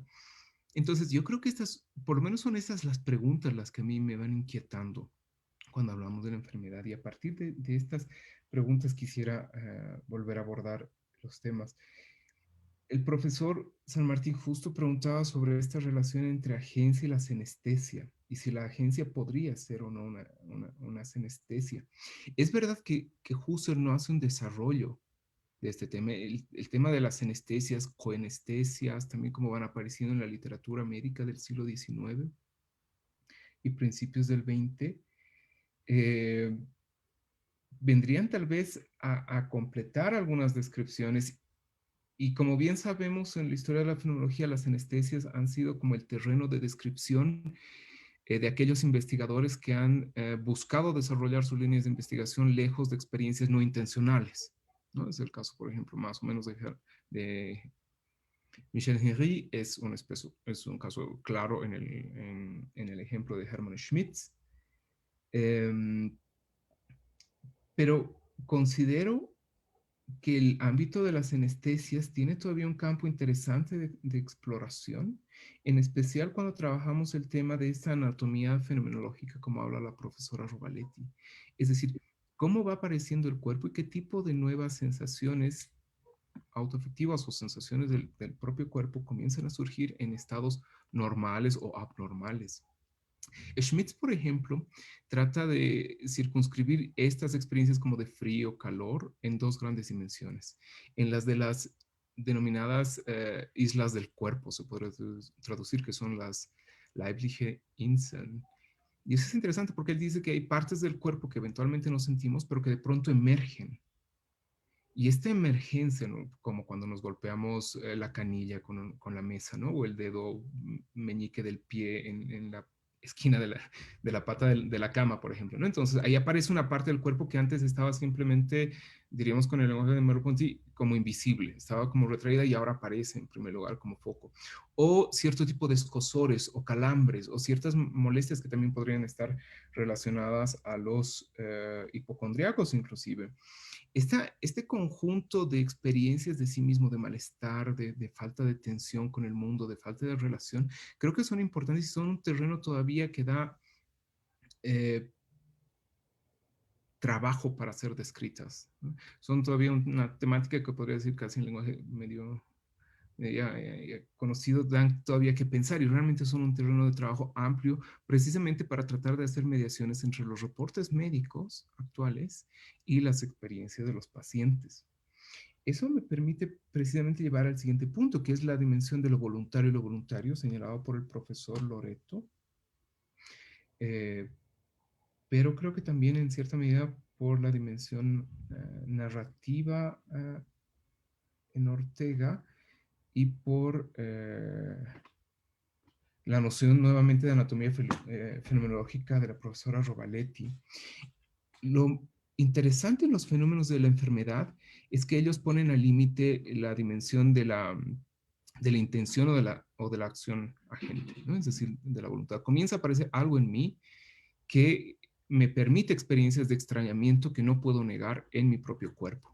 En la hermosa novela de Marguerite Yourcenar, precisamente el emperador aparece redactando una carta a Marco Aurelio y le dice, bueno, es terrible comprender que mi cuerpo, mi amigo fiel, ahora se convierte en una bestia que me va devorando por dentro, pero haya paz y lo he tratado bien. Esa capacidad de transformación, de extrañamiento del cuerpo, la que yo trato en mi texto también de diferenciar entre la carne, que son estas dimensiones, bueno, en las que nos autosentimos como que gobernamos nuestro cuerpo y nos movemos, y de pronto un cuerpo que se revela como diferente. Pero esa diferencia, este no responder del cuerpo, pasa a ser, o por lo menos tenemos la tendencia a tratar de apropiarlo nuevamente, ¿no? Cojeamos y tratamos de enderezarnos, movernos de otra manera, y esa es la manera en que yo creo en sentido propio el cuerpo se vuelve propio, hay una apropiación del cuerpo, y eso es un trato con la dimensión orgánica del cuerpo, en la respiración, en la tos y demás. Siempre estamos tratando de modular para recuperar un nivel, por decirlo así, de normalidad de nuestras percepciones carnales. Y ese es un punto que a mí me parece muy interesante. En ese trato de intento de recuperación del cuerpo hay una mediación socio-histórica o cultural que ha señalado, por ejemplo, también la profesora Susana López. Y que la profesora Rovaletti lo ha señalado así con el punto sobre la I. Esto yo lo ponía en mi tesis de licenciatura, así muy modesta, sobre Merleau-Ponty, como la popularización del lenguaje médico. Y esta popularización del lenguaje médico hace que nuestro cuerpo, la comprensión del cuerpo, esta apropiación del cuerpo propio, pase por un reconocimiento imaginario de órganos, ¿no? Era muy común acá en La Paz, se hacen muchas fiestas populares, entonces la gente bebe mucho, come cosas muy picantes, además tiene un trabajo muy ligado al comercio informal y al trabajo agrícola, porque muchos son migrantes, una fuerte población. Entonces, un gran problema médico era el problema gástrico, ¿no? Entonces, las personas que de pronto decían solamente me duele la barriga, con el acceso a internet, con la televisión, etcétera, comenzó a decir, es que es mi páncreas, es que me duele tal órgano. Entonces el cuerpo comienza a diseccionarse, ¿no? De hecho, yo tengo una anécdota muy linda de mi hermano que cuando estaba en tercero de primaria, creo, les hicieron quedar en su curso y él dijo, no, profesora, me debo ir, no me puedo quedar porque me duele el páncreas, ¿no? Entonces se tocaba, creo, en la espalda. Eso no tiene sentido, pero es interesante porque hay una modulación efectivamente de la representación del cuerpo y una tensión con los imaginarios del cuerpo. Y creo que ahí también la fenomenología tiene un papel importantísimo en la descripción nuevamente, de lo que a veces menciona igual a Agustín Serrano de Haro y el profesor San Martín, ¿no? De lo que en un momento se consideraba como filosofía de fenomenología de estampitas, ¿no? Es decir, tratar de recuperar nuevamente estas imágenes de descripciones específicas del cuerpo. ¿Por qué? No solamente porque sea tarea interesante para los fenomenólogos, sino porque además puede ayudar a nutrir o a oxigenar el lenguaje con el que mediamos nuestro trato corporal. Para mí eso me parece muy importante. En el texto cito un pasaje de Crisis de Husserl, donde él dice, apesumbrado después de la Segunda Guerra Mundial, después de esta debacle humana bélica, hoy las personas ya no tienen confianza ni en la ciencia ni en nada. Y considero que hoy en día estamos nuevamente en estas tensiones entre las ciencias naturales y los historicismos. Solamente que ahora nuestra desazón no es bélica, es de pronto sanitaria. Y en ese sentido es existencial. Entonces creo que es una labor precisamente de la fenomenología volver a recuperar, como en ese hermoso lema que tiene la clave, una racionalidad desde el mundo de la vida. Y eso significa, por lo tanto, una modulación y una renovación del lenguaje. Por eso para mí los estudios literarios han sido importantes, porque apuntan a esa dimensión de la narrativa que media nuestro trato con el cuerpo y con nuestra experiencia intersubjetiva. Y ahí viene el tercer punto que mencionaba el profesor San Martín, el de la dimensión biográfica en Ortega, ¿no? Él dice de manera hermosa, citando a Pablo, ¿no? El hombre es un oikodomein, ¿no? Es el hombre que debe dar cuenta de sí mismo, debe hablar de sí mismo, tiene la exigencia de mostrarse y en ese sentido se vuelve como novelista. Yo creo que sí, Ortega definitivamente tiene un amplio aporte en el terreno de la noción de la identidad biográfica, que me parece que debe ser recuperable, pero también tal vez con algunos matices porque se torna problemática, ¿no? Cuando afirma que cada uno somos novelistas de nuestra vida, está hablando de esa capacidad de gente de poder escribir las estructuras de nuestra historia. Pero en mediación con el cuerpo a veces eso resulta difícil. Y por eso considero que estas narraciones deben ser pensadas en dos niveles de tensión. En las narraciones autobiográficas, por ejemplo, de las personas, precisamente como ellas tratan de reestructurar su historia de vida a partir de un estado de enfermedad fuerte, o que finalmente está ligado a la etapa de su desarrollo de vida. A mí me encantaría decir, eso se lo mencioné en una carta del profesor San Martín, una fenomenología de las etapas de la vida, que sería parte estructural de una fenomenología de la persona. Y una fenomenología de las etapas de la vida implica comprender cómo es que a lo largo de nuestra vida hay también como enfermedades de las etapas de la infancia. En un libro llamado Pueblo Enfermo, muy famoso aquí en 1909, de Alcides Arguedas, Enrique Rodó le escribía el prólogo y le decía, yo creo que su libro es muy bueno y ataca a los problemas de nuestra sociedad latinoamericana y debería llamarse, si no Pueblo Enfermo, también Pueblo Niño, porque ahí se destacan las enfermedades de la niñez. Y eso es interesante porque de pronto hay que preguntarse si nuestra vida no está elaborada, desarrollada con enfermedades en ciertas etapas. Menciono con mucho cuidado, por ejemplo, la idea social de enfermedad ligada a la menstruación o a la menarca, la primera, o a la pérdida de la virginidad, a la caída de los dientes, el envejecimiento. Todos estos procesos de transformación están ligados a lo que podríamos llamar como enfermedades, no necesariamente agudas, pero sí transformaciones de la vulnerabilidad de la persona. Yo creo que por lo tanto ahí la dimensión biográfica tiene un punto importante. Riquet ha hecho énfasis en eso, naturalmente, en esta tensión de lo voluntario y lo voluntario, este intento de retomar lo que en uno mismo se escapa. Y ahí el profesor Loreto tiene mucha razón. Riquet tiene un aporte interesante, lo menciono también en mi texto, pero trato de yo ponerme ahí en diálogo también con otros autores que piensan la narratividad o la biografía en términos de situación. Por ejemplo, como Alzair MacIntyre o Laszlo Tengeli también. Y me parece precisamente que hay un terreno, por lo menos un problema que a mí se me dificulta y a mí me gustaría trabajarlo en mis siguientes acometidas, perpetraciones fenomenológicas, es precisamente cómo esta dimensión autobiográfica se modula en relación con el trato del cuerpo para la constitución de la persona.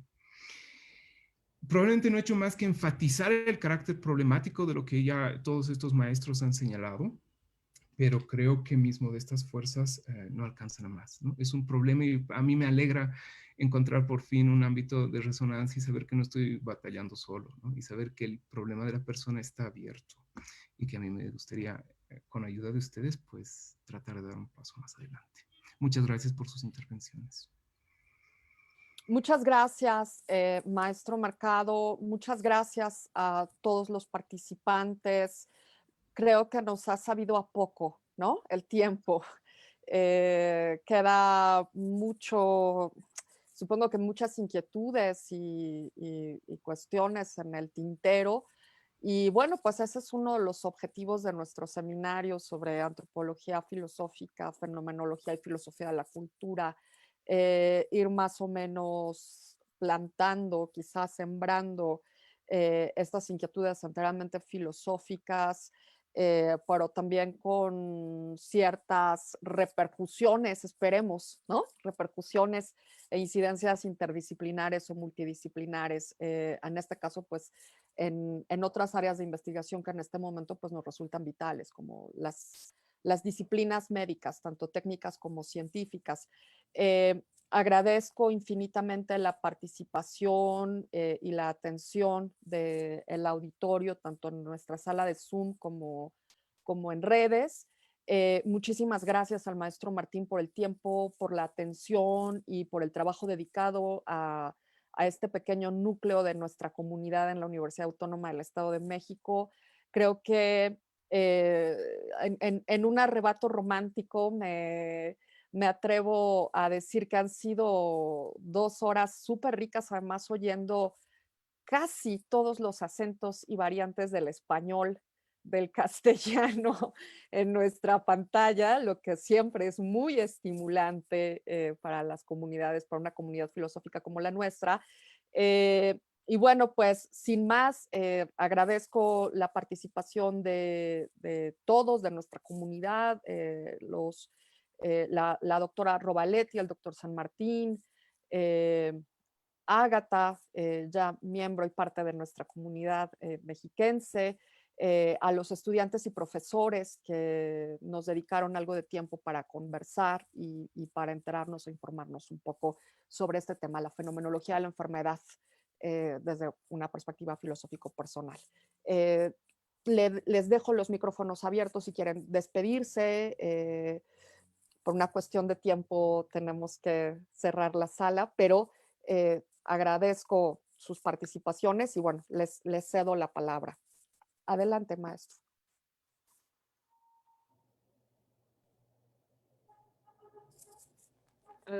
No se te escucha, Martín. Gracias, a Ahora. veces el caballo de la pasión, así que se vaya por encima de la mano. Bien, en primer lugar, gracias también a ustedes. Realmente para mí ha sido un honor poder participar el día de hoy. Quiero agradecer también al IEB, al Instituto de Estudios Bolivianos, y a la directora Beatriz Rosels, que publicó la primera versión del artículo. El libro va a salir en el IGBA. Y también un saludo a la profesora Rizo Patrón. El año pasado, justo tratando de extender el problema de la identidad, me permitieron presentar un artículo titulado Carne y Narración en el Congreso del CIFER. Entonces, no quería tampoco olvidar eso. Y muchas gracias a todos los maestros que hoy día pues, han comentado mi modesta participación. Muchísimas gracias. Me siento, estoy a su disposición. Ojalá que esto se repita pronto.